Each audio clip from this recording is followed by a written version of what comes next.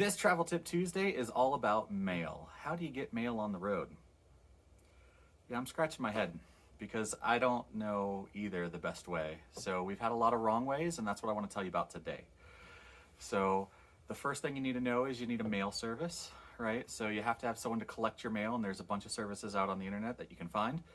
I'm not going to link to anybody specific below because I'm not super in love with my service right now. But if I get a new one, I'll tell you about that later maybe. Sometimes you just need mail sent to you. And in that case, what do? So the service will package up your mail and send it wherever you want. So if you're a full-time traveler though, where do you send it, right? We found that a lot of RV parks don't want you to have mail sent to them. So that's out about half the time. And if you're in like a state park or you're BLM land or something else, you're not gonna have the opportunity to do that anyway. So you have to have somewhere else to send your mail. That's where the post office comes in. You can use general delivery mail. Yeah, that thing still exists. So you can actually have mail sent to a post office. You just put general delivery as the address and then the zip code and your name, and your mail will get there. And that works great when it works. But what we found is we've had a number of issues. So let's talk about some of those issues. So the first one was I had mail sent to a post office in Alabama, and the post office closed. It was a privately owned post office that had a contract with the US Postal Service. Never heard of that before, but apparently that thing exists. The post office wasn't happy with them, and they shut down that service. So my mail was there, and it was lost for about 3 months. I went to the post office where they said my mail should be, but it wasn't there. So had to wait like 3 months for that mail to come back, and it had my license plate information in it for my truck and for the camper. So that was bad, but it was COVID, so nobody was really pulling over people for expired tags. Okay, the next thing we had happen was we were going to Waco, Texas, and we were staying in a place called Midway Campground. And so I asked, where do we send the mail? And Jen replied, oh, Midway, Texas. And so Midway, Texas is about a 2-hour each way drive to get our mail from Waco. So we had to do a 4-hour drive to get the mail. The next thing that happened was we were in Wyoming in a lovely town called Pinedale, which is otherwise great except for their mail delivery. So there we were having some Amazon packages delivered, and the campground told us, yeah, you can have your mail sent here, no problem. The only problem with that is the Postal Service does not deliver mail in Pinedale. You have to pick it up at the post office. So we had the address of the RV park. We put that in, and even though our stuff was coming UPS's last mile of delivery is with the Postal Service there. So UPS dropped it off with the post office, and then they would not deliver the mail.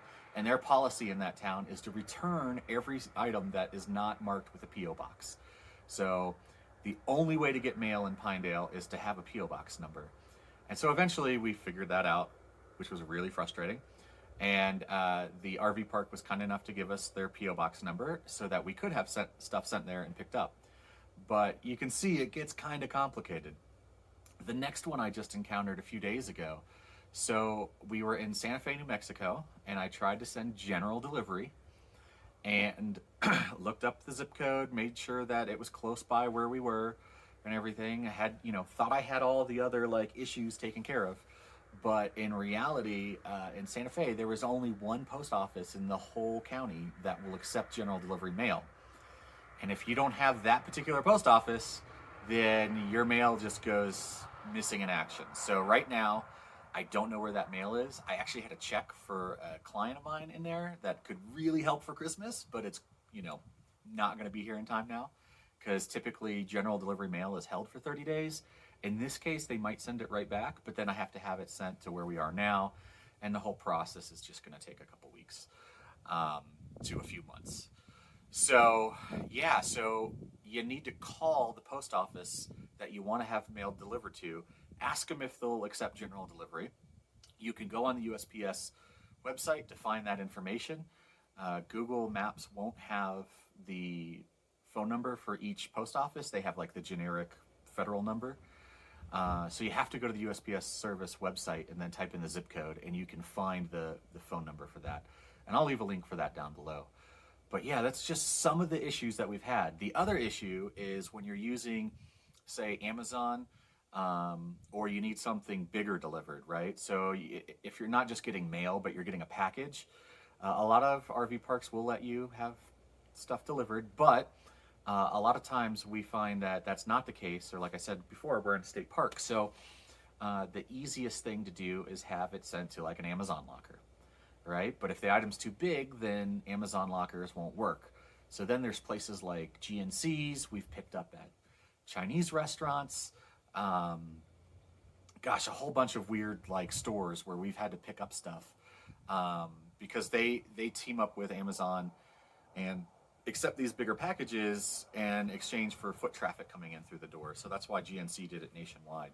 So, but in a lot of these smaller towns, it's something like I said, a Chinese restaurant. So it's kind of crazy to walk into one and be like, package? And, everything goes smooth in that case, but it just seems odd. So, yeah, so those are a few of the issues that we've encountered. Mail is definitely our biggest issue on the road that we've had. And I don't know if there's any better solutions. So if you guys know a better solution to get your stuff more reliably, I would love to hear it because we just have endless problems. So, yeah, as we go, I'll probably have another one of these videos out where we've learned something new again. So it never seems to surprise me the issues we have getting a simple letter delivered.